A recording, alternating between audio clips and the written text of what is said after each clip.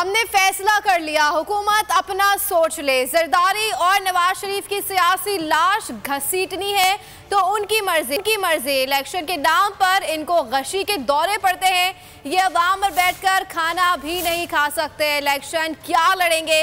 PTI रहनुमा फवाद चौधरी कहते हैं कि राना सना और साद रफीक हर मामले में चोंच मारते हैं। क्या नवाज शरीफ ने इन्हें बतौर मुर्गा पाल रखा है? लीगी रहनुमाओं ने अजीब और गरीब प्रेस कॉन्फ्रेंस की।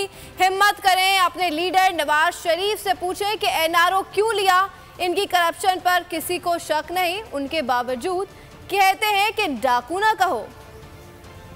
हो चुके हैं। वफाकी हुकूमत अपना इसमें हिस्सा नहीं डालना चाहती। जरदारी और नवाज शरीफ की सियासी लाश को घसीटते हुए आगे ले जाना चाहते हैं, उनकी मर्जी। हम 12 इलेक्शन के लिए तैयार। नवाज शरीफ तो शायद वापस ना आए, ये सारे लंदन चले जाएं। इलेक्शनों का नाम सुन के आपको गशी के दौरे पड़ रहे हैं। आप अवाम में बैठ के खाना नहीं खा सकते। साद रफीक साहब, राना सनाउल्लाह, नवाज शरीफ ने आपको क्या बतौर मुर्गा पाला हुआ है? हर बात के ऊपर जाके लड़ाई मारनी है, चोंच मारनी। इतना ज्यादा आपको बुरा लगता है कि लोग आपको डाकू डाकू कहते हैं, चोर चोर कहते हैं, तो हिम्मत करें ना इनसे। कहीं पाकिस्तान का पैसा बाहर गया है क्या? इसमें कुछ शुबा है?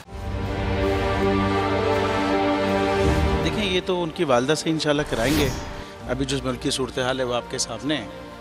हकीकी सहाफ़त का अरशद शरीफ एक, मैं समझता हूँ, बहुत बड़ा हकीकी सहाफ़त का लंबरदार था और हक से 1 इंच नहीं हटा, बल्कि जान देनी पड़ी तो जान दे दी उसने।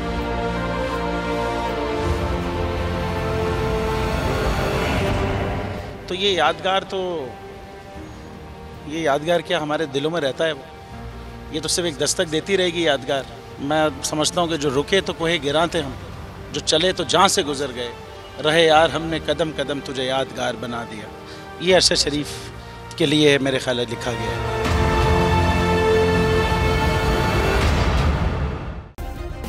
सब्सक्राइब करें और बेल दबाएं ताकि कोई खबर रह न जाए।